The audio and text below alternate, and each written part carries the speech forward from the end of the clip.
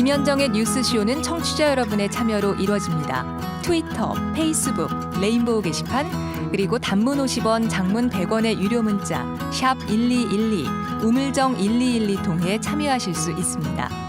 김현정의 뉴스쇼, 여러분과 함께 만듭니다. 김성환의 행간 시사평론가 김성환 씨 나오셨습니다. 어서 오십시오. 네, 안녕하세요. 멕시코하고 독일 경기는 보셨어요? 못 봤습니다. 저는. 못 보셨죠? 네, 행간 준비하느라고. 오늘 행간이 주말 사이에 정치권에서 정말 가장 큰 화제가 됐던 바로 그 행간입니다. 조금 전에 추미애 대표하고도 잠깐 얘기했던 홍준표 대표가 마지막으로 남긴 막말. 네. 이거죠. 엊그제 홍준표 전 대표가 자신의 SNS에 마지막으로 막말 한번 하겠다.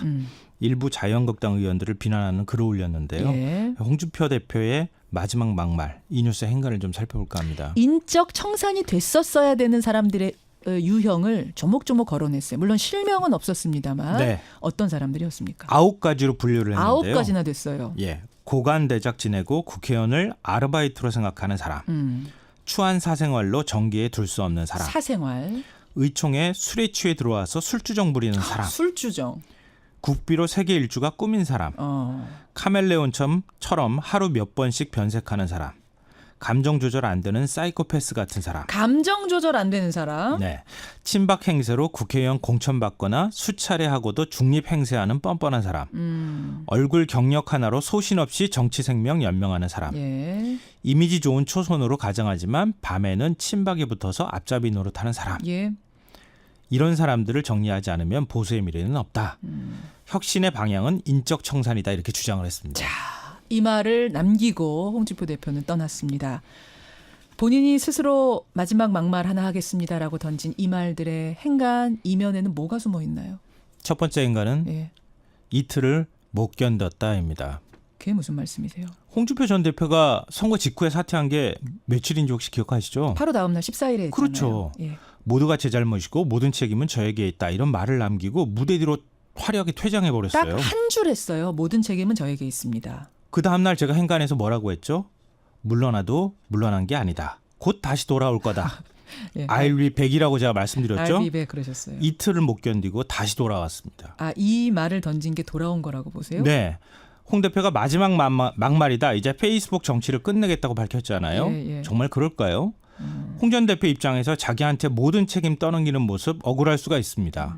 그렇지만 패장은 말이 없다는 말이 있잖아요. 그렇죠. 참아야죠. 근데 다른 사람이 홍준표 전 대표가 선거 막말의 책임이 가장 크다, 이렇게 얘기를 하고 있지만, 너도 나도 지금 인터뷰에서 홍준표 대표 문제 있었다, 막말 있다, 이제 이런 얘기를 하기 시작하자. 네, 참아야죠. 참지 억울해도 못하고 참아야죠. 근데 참지 못하고 다시 뛰쳐나왔다는 돌아온 얘기입니다. 거라고 보시는 거군요. 이건 그만큼 권력 의지가 강하다는 얘기입니다. 아하. 그러니까 홍 전 대표는 퇴장해도 퇴장한 게 아닙니다. 틀림없이 나중에 언제가 될지 모르지만 예. 다시 무대 위로 올라오려고 할 겁니다. 하하. 이틀을 못 견뎠다. 두 번째 행간 뭔가요? 두 번째 인간은 누군지 얘기하지 않았지만 누군지 다 알 수 있도록 했다입니다. 9가지 분류에 실명은 하나도 없거든요. 네. 근데 아시겠어요? 떠오르는 여의도 얼굴. 정가에서 이미 살생부가 돌고 있고요. 그래요? 언론 보도를 통해서 이름이 쫙 지금 거론되고 있습니다. 근데 감정 조절 안 되는 사람에는 이제 홍준표 대표도 들어가는 거 아니에요? 본인도? 감정 조절 못하고 욱하는 말들 많이 하신 건 본인도 인정하실 텐데. 아니, 다른 사람이야 그렇게 얘기할 수 있지만 본인은 또 다른 사람한테 말할 수 있잖아요. 그래요. 모의총에 술에 취해 들어오는 사람 저도 알겠어요, 누군지. 그리고 얼굴 경력 하나로라고 거론되는 사람도 알겠고요. 고관대작 지내고라고 하는 사람도 알겠고. 아르바이트처럼 의원하는 사람? 친박에 붙어서 앞잡이라고 하는 사람도 누구를 지칭하는지 알겠다는 얘기입니다. 그래요. 그래서 나타난 현상이 뭔지 아세요? 뭡니까? 선거 직후에 자유한국당 의원들이 긴급 의총하고 이제 국민들한테 사죄하겠습니다라고 무릎 꿇고 큰절하고 다 했잖아요. 예, 예. 그리고 김무성 의원이 다음 총선 차기 불출마하겠다고 선언도 하고 그랬잖아요. 예. 그리고 초선도 나타나가지고 5명이 중진들 다 은퇴해라, 이렇게 요구까지 했습니다. 그런데 홍준표 전 대표가 글 올리고 난 다음부터 자유한국당이 조용해졌습니다. 조용해졌어요. 네, 지난 주말 조용했습니다. 지난주에 저희가 인터뷰할 때만 해도 막 굉장히 거친 엄청나게 시끌시끌할 줄 알았잖아요. 많이 나왔는데. 근데 지난 주말 조용해졌습니다. 왜? 왜? 책임을 누구한테 떠넘길 사람도 없고 9가지 감히 분류 중에 책임이라고 말할 수가 없는 상황이 됐다는 거예요. 분류를 9개씩이나 해놓고 나니까 어딘가에는 다 걸리는 것 같은 좀 맞습니다. 찜찜함 같은 거 찔리는 네. 게 있을까요? 초선 의원도 자유롭지 못하고요. 중진 의원도 자유롭지 못하다는 얘기입니다. 그래요. 이대로 가면 서로 책임 떠넘기기 하다 끝날 것 같다는 거예요. 그래서 함부로 말을 못하는 상황이 돼버리는 거라는 거죠. 조용히 해라는 경고일 수도 있는 거네요. 그렇죠. 홍준표 전 대표가 네. 조용히 하라고 경고하는 거예요. 나한테 다 책임 떠넘기지 마라. 당신도 그럴 자격 없다고 얘기한 거예요. 마지막 행간 뭡니까? 마지막 세 번째인가는 혁신은 말이 아니라 행동으로 보여주는 거다입니다. 이건 왜 이 시점에 나옵니까? 과거 민주당 선거 참패했을 때 뭐 했어요? 회초리 투어 하지 않았습니까? 예, 예. 바뀐 거 있었습니까? 그 당시에? 아무리 혁신 외쳐도 국민들을 믿어주지 않았어요. 회초리 퍼포먼스만으로는 안 되죠. 안 되는 거죠. 예, 말이 아닌 따라야죠, 행동으로 보여주는 건데요. 행동은 어떻게 보여줍니까?